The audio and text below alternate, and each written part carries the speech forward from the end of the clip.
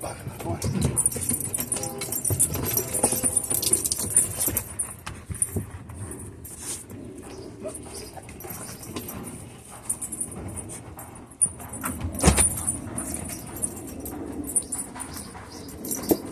Good boy, Cody. Good boy.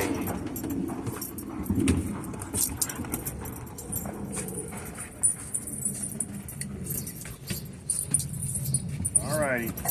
Good.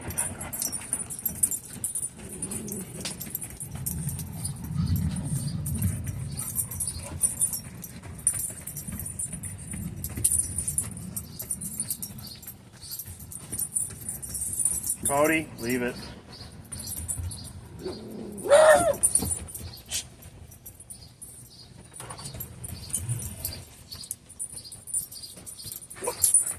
Okay, easy, Lou. Easy, little Lou. Good guys, yeah. Gotta give him some space, y'all. I know, Cody. I know, it's a new guy. Thank you. Hey, Bert. What's up, guys? Oh, cool. You got toys? Got toy crews? Good, good, good. You're blocking the view. Good boy. Good boy.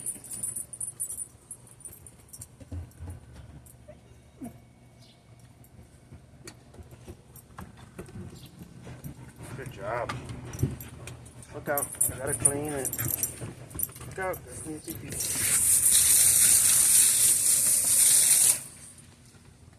Boys. And girl. And girl. Hi. Doing good. What's up, Brock? You're being very polite, sir. You're being very, very polite. Good boy. You know, Cody's just being friendly. Good boy, Cody. Yep, gotta give him some space. Good boy. How are we doing today? Yeah. Saying hi. Saying hello. What's up, Birdie? Good boy, Bird. I saw that. You saying hi? Good down. Good down. Good down, Bert. Little calm posture. Trying to signal the other dogs, give them space, they listen. Good communication there. You guys got a whole basket full of toys. Are you just like that one only?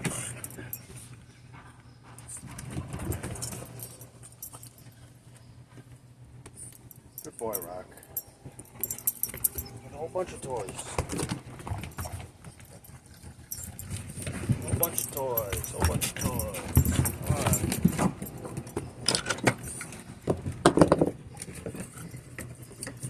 Sharing is caring.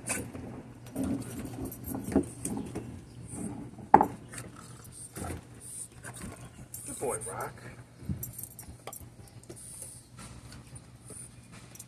Yeah, saying hi. You saying hi, Big Daddy? Okay, I know. You say hi to everybody. Good boys.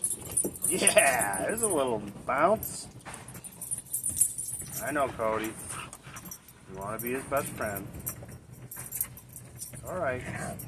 All that face and lipping that Cody's doing, those are all appeasement gestures. That's all him saying, I mean no threat, I'm super goofy and friendly. A lot of people would break that up, but I don't want to. We shouldn't. It might seem super annoying to us, you know, if we had a dog we just met kissing us in the face, but that's not what it means. In dog language, every time he's passing, he's giving little face licks. He's just saying, hey, I'm friendly. Just little appeasement gestures, and if you notice, he's even dipping his head and putting his ears back when he does it. That's him saying, I'm no threat, relax, super friendly. Bert over there with the laying down a second ago, it's another appeasement gesture.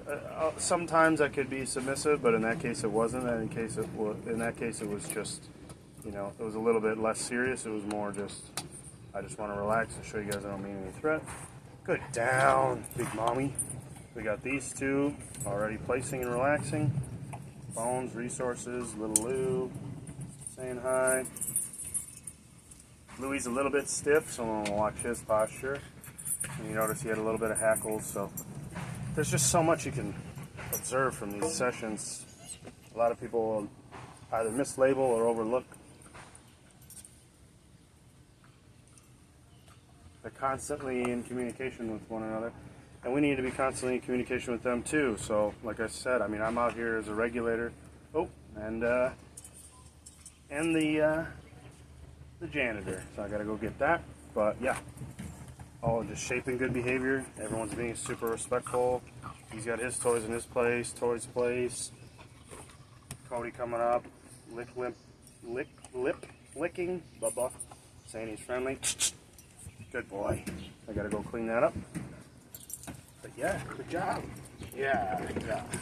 Louie just gotta loosen up a little bit. And Rocky's a little, you know, precautious because he hasn't met everybody at once yet, so. But he did very, very well with that. I like that. Good boy, Birdie. Bird's chilling over there in his favorite spot.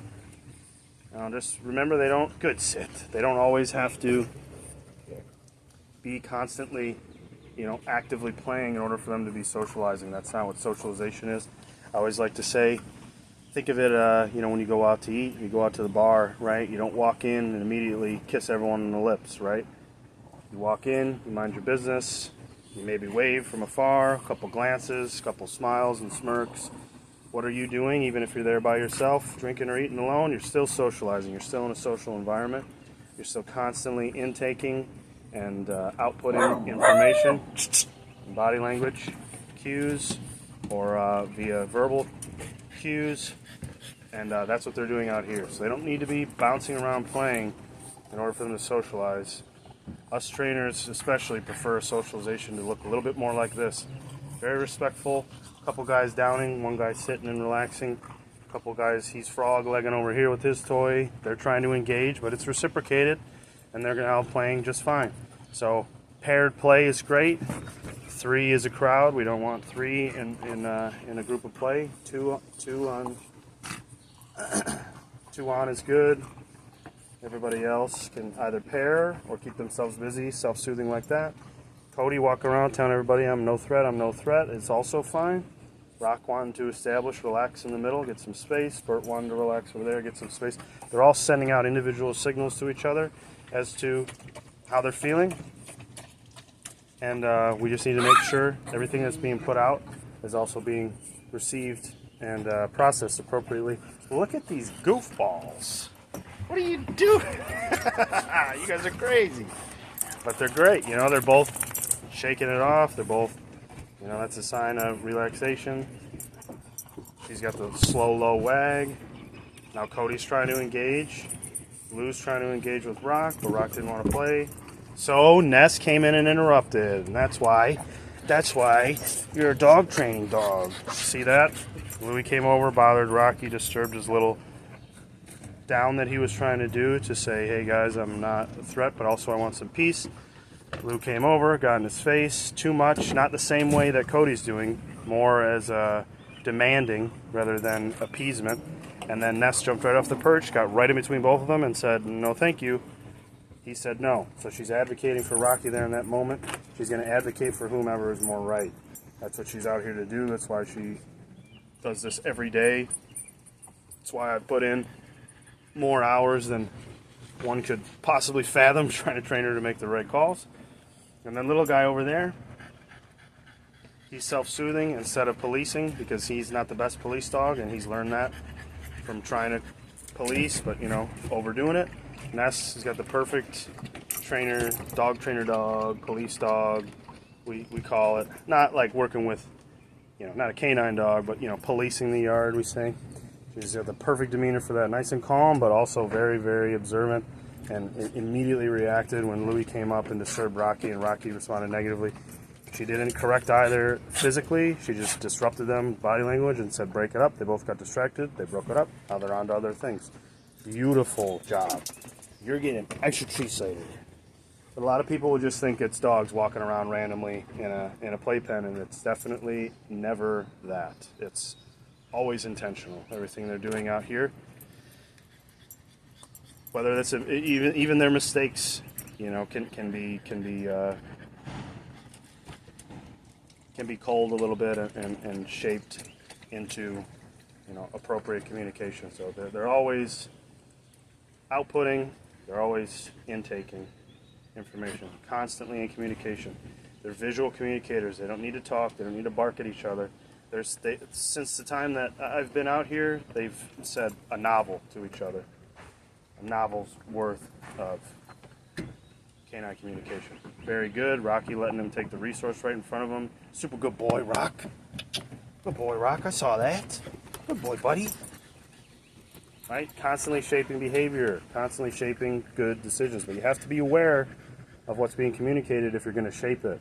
We can't just be blindly, you know, waiting for the big, very obvious ones and saying that was really good, that was really bad, because that really good, although that's going to be fantastic and easy to identify, that really bad might be way too far, right? It might be way too much of a correction. It might be way too much miscommunication. It might be super, super rude, and it might damage the dog's trust or the other dog's confidence in the yard. So we need to be constantly shaping their behavior on minor levels, like with all the little precursors first.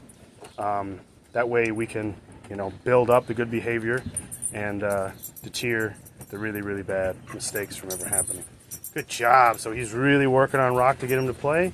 Rock is still avoiding, but he's getting slightly more interested, if you can see. He's adding a little more movement into it. Now Louie comes up, and now Louie started the lick whipping too, because he saw Cody do it. They're all learning from each other. It's a beautiful thing. The face pawing, we don't like. Good boy. So that's our disruptor noise. That's our negative marker. You hear that little compressed air sound I just made? That's our negative marker. That's something you're going to want to put in your pocket for when you're shaping your dog around other dogs, okay? There's really no wrong way to reinforce vocally. You know, just get silly, get loud, super positive, high-pitched vocals like you heard me do a few times when they made good calls. And there really is no bad way to negatively mark either. You know, positive markers, just remember tonality. Keep it positive, keep it high-pitched. Negative markers, make sure your tone is sharp and direct. So if you want to do an NO, if you want to do a leave it like we're working on with him, that's fine. But we're in the general stages of it, and really with my dogs, they don't speak English, right? None of them do, so I focus mostly on tonality with my guys. So if I want them to stop doing something, all I need to do is that little shh noise that I just did to him, like if he does the face pawing a little more. But see, that time he face pawed once and then immediately broke because he was just negatively marked for it. So we don't need to focus so much on the actual syllables because, again, they don't speak English. They speak dog, and dog is tone, and dog is body language. If we understand both of those, we're fine. Good job, Louie. As soon as I gave the noise, Louie did the leave it. So you can see the air quotes? There we go. Louie did the leave it, and now I reinforce him for listening to me with the leave it over the toy because I didn't want him and Rock getting into it over it. Perfect job. So remember, it doesn't need to be an actual leave it or an actual out. As we use that negative marker, we use that very sharp, direct tones to communicate to our dogs, we want you to stop what you're doing. It's something they're never going to hear normally. It's not a part of regular everyday speech, so it can't get confused. It stands out a lot more than us just talking. Like the whole time I've been talking in this video, I could have said leave it 5,000 times, and it doesn't change his behavior at all. But as soon as he did a couple things that were a little bit rude, a couple things that were precursors to more rude things that I wanted to avoid so we don't have confrontation, I did my harsh, direct noise, the you know, the compressed air noise. Some say it, the I don't know, whatever you want to call it. Sounds like a little snake kind of whatever. As soon as I did that, that's something sharp, that's something distinct, that's something not a part of normal vocabulary. He responded to it immediately. It disrupted him. I caught the moment that he was disrupted, and then I reinforced him listening to the negative marker. Hopefully that makes sense. I get a little ahead of myself with explaining it sometimes, because this is, you know, I'm videoing and I'm also working and trying to manage everybody at once. So let me know if you need me to break down any of that for you. I'm happy to do so. Hopefully you guys have had time to check out the other videos too. The operant conditioning video, it's pretty long, but look that one up on my YouTube and watch that. You'll learn a lot about the science behind what we're doing. But there's the general application of markers. I know with Rock we needed more social calmness, and we've got it, and more respect for other dogs, and we got it. Louie needed a little bit of leave it. We did that with the toy. We did that with face pawing the other dog, which is rude behavior. But remember, it doesn't, working on a leave it, so to speak, does not mean we need to be saying those words. It just means we need to be establishing a negative marker that he knows means the disruption of behavior, and then you can copy and paste it to whatever. If you want him to disrupt jumping, if you want to, you know, him to be disrupted for chewing something on the sidewalk, for barking. It's better to have a lesser vocabulary in terms of quantity of commands than to have, you know, a bunch of different words that mean certain things, and to just have really strong, distinct negative markers that you only use when you're saying, hey, I want you to stop what you're doing right now. Just make it more simple on them. You know, if you want to get into more advanced language as the dogs get older, that's fine. But 3 months over here for Louie, we don't need to be putting in, you know, Herman Melville length vocal commands. We just need him to stop doing what he's doing when we want him to stop, and keep doing what he's doing when we want him to keep doing it. So clear, concise communication is going to go a long way. Whereas, you know, that verbalizing everything and overdoing the terminology of things, you know, if you want this to mean that and that to mean that, that will fail more times than it will succeed, and it will take a lot longer for the dogs to get used to, you know, a certain word meaning a certain thing. I'd rather just have the general markers and have my dog listen to that. For instance, with Ness here, I've never taught her a leave it, but if she grabs something and I do my negative marker, does she know to immediately leave it and disrupt herself from her own behavior? Absolutely she does. And then I catch that disruption and I positively reinforce it. I say, great job, thanks for listening, and then we're on about our business. That way you're ending on a positive note and your dog's not just constantly being corrected and building up frustration as well. It's all stuff that I go over in that operant conditioning one as well, in much further detail. Good boy, Rock. Let's see if Louie respects the space more this time. Good girl, Ness. Making sure everything's good. Good boy, Louie. Good boy, Louie. Yeah, Rock wants some space, my friend. Thanks for listening. Hope that makes sense, guys. Everyone's doing well. Try to beat the heat. Let me know if you got any questions. Thanks for watching, Bert.